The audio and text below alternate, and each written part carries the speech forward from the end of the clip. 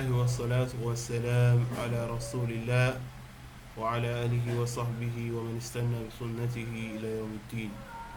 Our praise is due to Allah. May Allah's peace and blessings be upon the last Prophet Muhammad sallallahu alayhi wa sallam, and on all those who follow the path of righteousness until the last day. Dear brothers and sisters, welcome back. Assalamu alaikum wa rahmatullahi wa barakatuh. الدرس الثامن في كتاب اللغة العربية، دروس اللغة العربية. في هذا الدرس إن شاء الله سنعرف أو سندرس إسناد الفعل الماضي إلى الضمائر بإذن الله تعالى. So how do we attach a pronoun to الفعل الماضي? In Arabic, inshallah, we have binisbati, saying we are looking at all the different kind of pronouns we have. We have 14 of them. I can divide it into 3 sections. The first person, the second person, and the third person. The first person bears just 2 out of these 14. That is just the singular case and the plural case. So the plural case, the dual is also considered as one. So one is singular, and both the single and the dual and plural, they are considered as one. So for the second person, we have 3 cases. Are you with me? So we have 6 cases, but divided into 3 sections, which is the singular mufrad, the dual, which is the muthanna, and the last, the jam'. So for these 3 segments, it is multiplied by 2. Why is it multiplied by 2? For male case and the female case. So this similar segment like this is for the third person too. So you have for the male case and for the female case. So 6, this is 3 times 2, 6. 3 times 2, 6. 6 plus 6, 12. Plus the remaining 2, it becomes 12, 14 bi-iznillahi ta'ala. I hope that is understood. So inshallah, what I have to say before I begin the lesson is that this part is a very simple part, and what it requires is you practice very well. So al-fa'il wa huwa al-jama'a, ضمائر الفاعل الطلاب ذهبوا.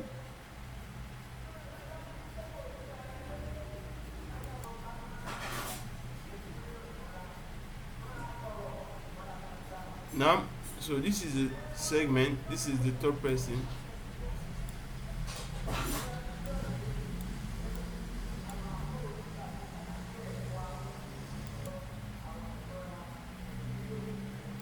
Second person,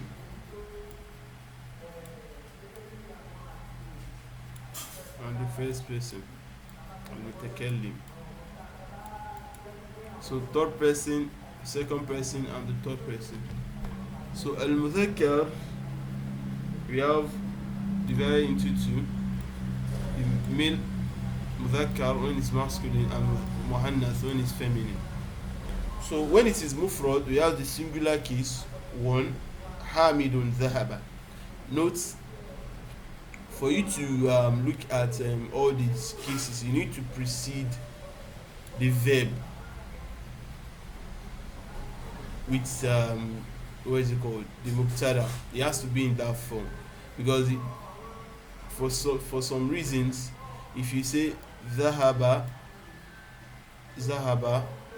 and you are bringing the fa'il here, you didn't put it with mubtada. Dhahaba will always be dhahaba for the muadhakkar case, and for the muannas case, irrespective of the fact that it's plural, it will always be dhahabat. I hope you get that gist.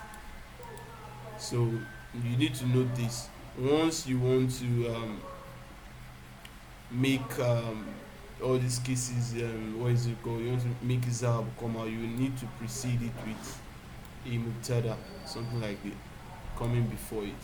So you need to note that difference. So, but when we say we want to bring zahaba here, we want to push it forward, and want to push to the lab, we want to push it backward. Yeah. So zahabu becomes zahaba, and atulab remains so it becomes zahaba tulabu. So both cases are, the meaning are quite similar, but just a little changes in kind of grammar implications. So in terms of emphasis. Okay, good. So ضمائر الفاعل المفرد. So the singular case is حامد ذهب, آمنة ذهبت, أنت ذهبت, أنت ذهبت, أنا ذهبت. Okay, let's look at it. So this ذهب, we call it some case ضمير مستتر. That is, there is a pronoun embedded. It's just like you are saying ذهب plus huwa, to go. ذهب is the verb to go, plus huwa to mean that he goes. ذهب huwa. I hope you get that kind of little trick. So ذهب plus huwa, so it becomes ذهب.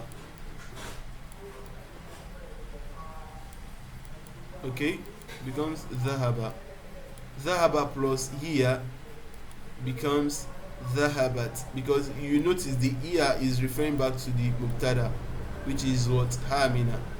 Okay, here ذهب plus anta becomes ذهبت. ذهب plus anta becomes ذهبت. ذهب plus ana becomes ذهبت. barakallahu fikum.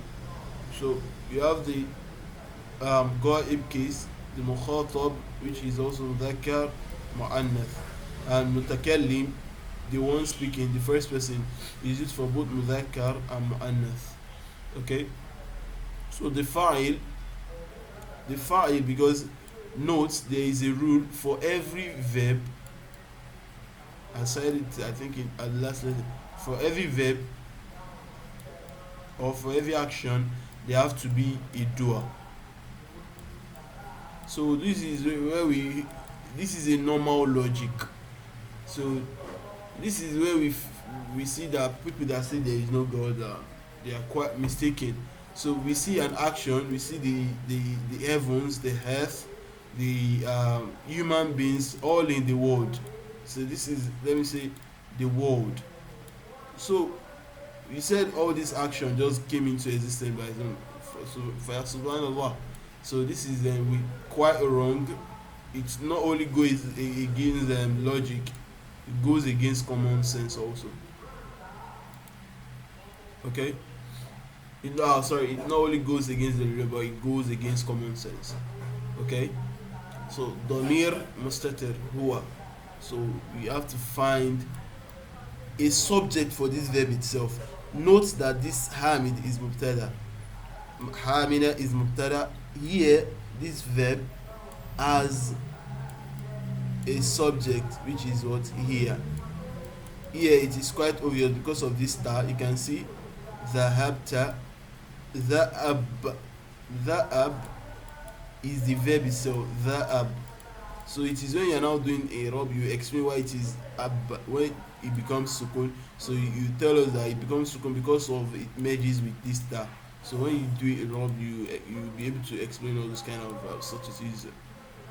So cool. So anti the abti, ana the abtu. So the abtu, the verb here, all the rest are here. This goib case, goib, as you can see, goib is third person. So those are the cases that are mustatir. You can't really see the pronoun, you are seeing the verb. Don't be mistaken and call this star a verb. This star is just a sign that denotes feminine. Anta, you can see ta. So this star directly is the pronoun. The pronoun is the pronoun which stands in place of the file. You can say ata. T, this T here, anti is a file here. Very, you can see you can differentiate it easily from the verb, and to can differentiate it easily from the verb, so it becomes ذهبت. That is a file. So when we come here, الضمائر الفاعل الجمعي جمعي, you can note again the ذهب. This is the root of the verb. For every verb there is always a root. So after the root you can see a pronoun واو. واو الجماعة. Call it واو الجماعة. Again, ذهب. When you can see the root and another pronoun, so this noun it stands in place of what? The file. So these two cases are the plural cases of what we have before. Atulab dhahab, they went, to went. So it's a plural case. And here is also the plural case zahabna. Antum dhahabtum. The plural of anta is what? Antum. So you can note again the verb, we can remove the verb. So it's like the zahab. The tum is the what is it called?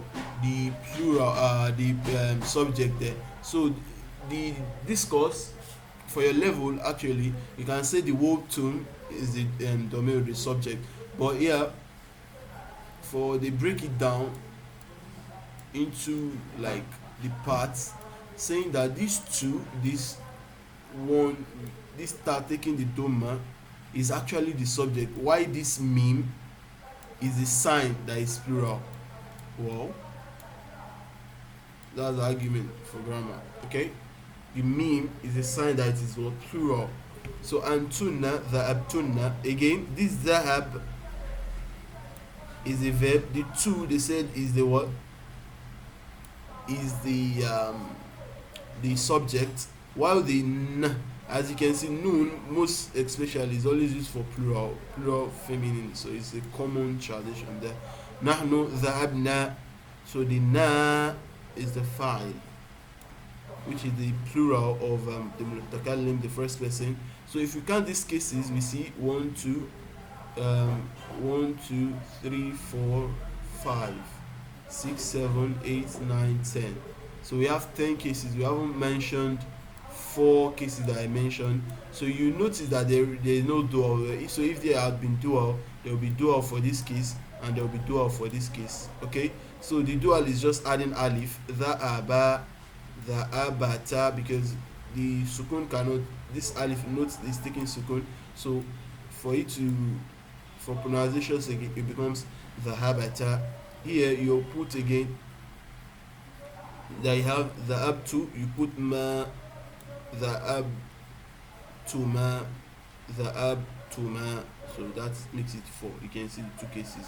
So if you want to make it, so the mutakallim, we use both this nahnu, the abna, and if you want to say nahnu for 2 people, the habna. But majorly we don't deal with that. We just know that even if it is 2 people, it is still we. So I hope this lesson is clear. So we are not really going beyond this lesson. So another thing to just take home, that with respect to if the file, if it is obvious or not, if it is hidden or it's something you can see. So with respect to that, you can say that pronouns are divided into 2 sections, which is what? Mustatir,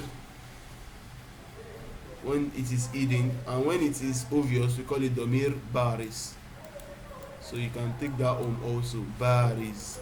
So all these cases where you can see the pronoun or the subject is called baris. The pronoun inside is called baris. All these cases are baris. So baris. So so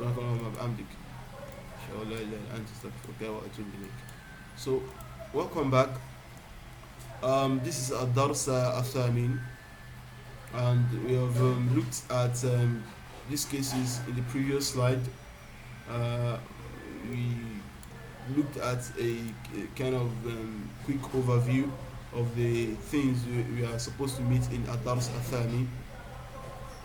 So we have looked at Al-Mudhakkar, Al-Ghaib, Hamidun, Dha'aba, and I told us that for us to make all this conjugation of doing isnad, attaching the pronoun, for all those cases we have to precede the verb with the mubtada, as you can see, as I said.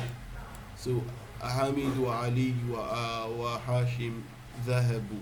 So but if you say place this zahaba before them, you say what? Dhahaba. You won't say dhahabu Hamidun wa Hashim wa Ali. So I hope you get that clear.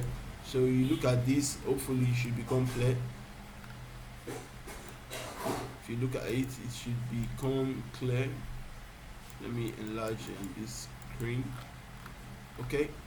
So anta dhahabta, antum dhahabtum, anti dhahabti, antunna dhahabtunna, ana dhahabtu, nahnu dhahabna.